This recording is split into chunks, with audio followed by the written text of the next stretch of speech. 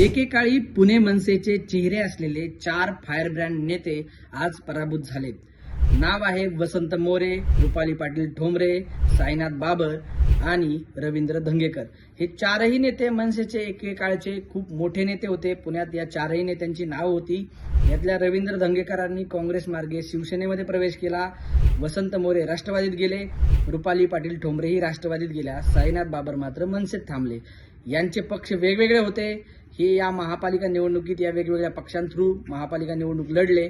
मात्र या ठिकाणी आजच्या निकालांमध्ये या 4ही नेत्यांना मोठा धक्का बसलेला पाहायला मिळतोय. पराभव स्वीकारावा लागल्याचं पाहायला मिळतंय. तर ही अवस्था आहे एकेकाळच्या मोठमोठ्या नेत्यांची. अशाच प्रकारचे महत्त्वाचे अपडेट हवे असतील, घटना घडामोडींचं विश्लेषण हवं असेल तर थोडक्यातला YouTube आणि Instagramवर फॉलो आणि सबस्क्राईब करायला विसरू नका. बातमी म्हणजे थोडक्यात.